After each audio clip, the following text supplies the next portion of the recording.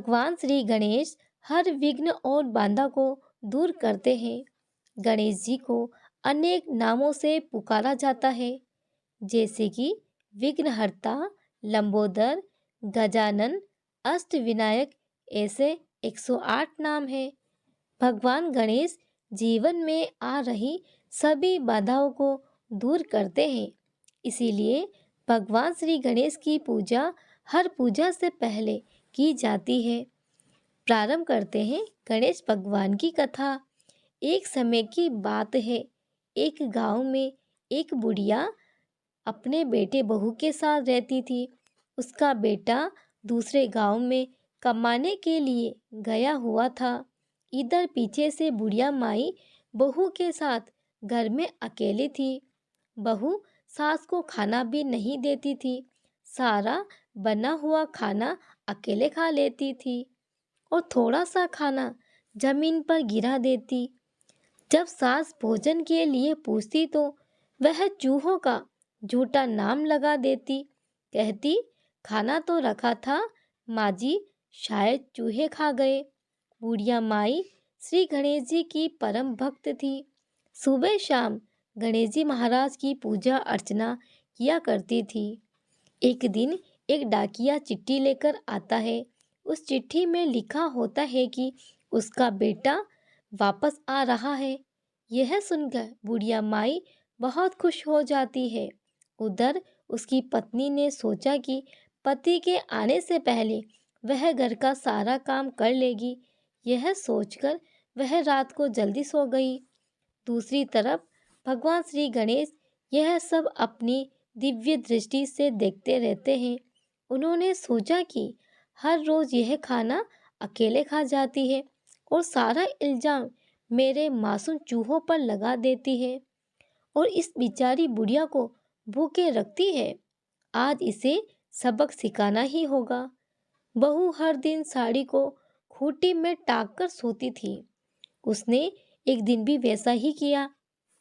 उसके सोते ही भगवान श्री गणेश ने अपने चूहों को आदेश दिया, जाओ और जाकर इसकी साड़ी को बिल में छुपा दो। चूहों ने उसकी साड़ी बिल में छुपा दी। जब बहू सुबह जल्दी उठी और साड़ी ढूंढने लगी, लेकिन साड़ी खूंटी पर नहीं थी। उसने इधर उधर देखा, परंतु साड़ी उसे नहीं मिली। वह बैठकर रोने लगी। उधर उसका पति आ गया था। सास ने उसको आवाज लगाई, बहू देख, मेरा बेटा आ गया है। तब बहू ने कुछ भी नहीं बोला। सास ने फिर से आवाज लगाई। बहू बोलती है, माँ जी, मेरी साड़ी नहीं मिल रही है, मैं बाहर कैसे आऊं? तब उसका पति कमरे के अंदर चला जाता है। वो उसे बिना साड़ी के देखकर उसे मारने लगता है। कहता है कि बंद कमरे में साड़ी कहाँ जाएगी? उतने में बुढ़िया माई भी कमरे के अंदर आ जाती है। वह इधर उधर देखती है तो उसे साड़ी का पल्लू चूहों के बिल में दिखाई देता है। बुढ़िया माई कहती है, बहू सच कह रही है, वह रही साड़ी चूहे के बिल में। बहू सास के पेड़ पकड़ लेती है और कहती है, माँ जी, मुझे माफ कर दीजिए। मेरी करनी मेरे साथ में हर रोज भोजन चुरा कर खाती थी और नाम चूहों का लगा देती थी। इसीलिए गणेश जी ने मुझे सजा दी है। उसके बाद से ही उसे गणेश जी से अटूट लगाव हो गया। वह हर सुबह अपनी सास के साथ पूर्ण श्रद्धा भाव से भगवान श्री गणेश की पूजा करती और उन्हें लड्डू, मोदक, फल, मिठाई, अनेक प्रकार के भोजन का भोग लगाती। गणेश जी यह सब देखकर बहुत प्रसन्न हुए और अब उनकी कृपा से उनके घर में सुख समृद्धि आने लगी और वे सब खुशी खुशी अपना जीवन व्यतीत करने लगे। अब सुनेंगे गणेश जी की दूसरी कथा। पुराने जमाने की बात है।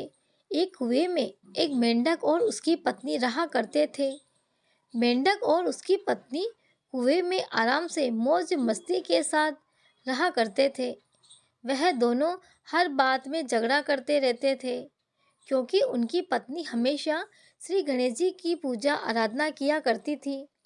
वह हमेशा अपने मन में तथा जोर जोर से बोलकर श्री विघ्नहर्ता श्री गणेश जी की पूजा किया करती थी।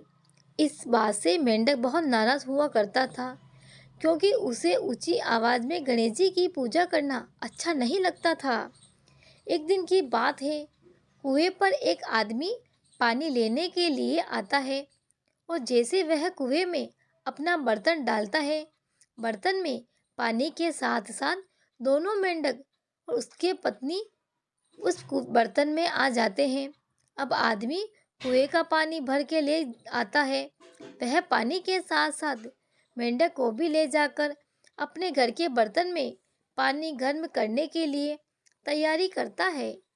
साथ में वह दोनों मेंढक भी उसी बर्तन में रहते हैं और जब वह आदमी पानी गर्म करने के लिए बर्तन में डालता है तो दोनों मेंढक साथ में उसी बर्तन में चले जाते हैं।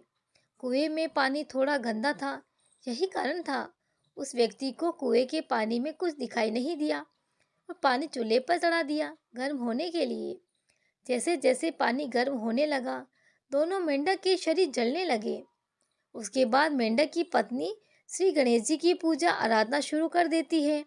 उसके बाद पानी बहुत ज़्यादा गर्म हो गया था, लेकिन मेंढक की पत्नी को कुछ भी महसूस नहीं हो रहा था। फिर दूसरे मेंढक से उसकी पत्नी कहती है कि क्या तुम्हें सच में जलन हो रही है? दूसरे मेंढक कहता है, मुझे बहुत ज़्यादा जलन हो रही है, पानी ज़्यादा गर्म होता जा रहा था। तभी मेंढक की पत्नी कहती है कि तुम भी जल्दी से श्री गणेश जी की पूजा करना और जाप करना शुरू कर दो, तुम्हें भी आराम मिलेगा। जान बचाने के लिए वह श्री गणेश जी की पूजा करने लगता है और दोनों पानी के अंदर मिलकर ही श्री गणेश जी की पूजा आराधना करने लगते हैं। उसके बाद श्री गणेश जी एक बछड़े के रूप में प्रकट होते हैं और पानी जो गर्म हो रहा था चूल्हे पर उसे लात मारकर गिरा देते हैं।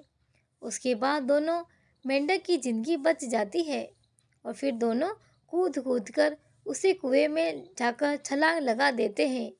अब दोनों मेंढक श्री गणेश जी की बहुत बड़े भक्त हो गए। वह हमेशा श्री गणेश जी की पूजा आराधना में दिन बिता दिया करते थे।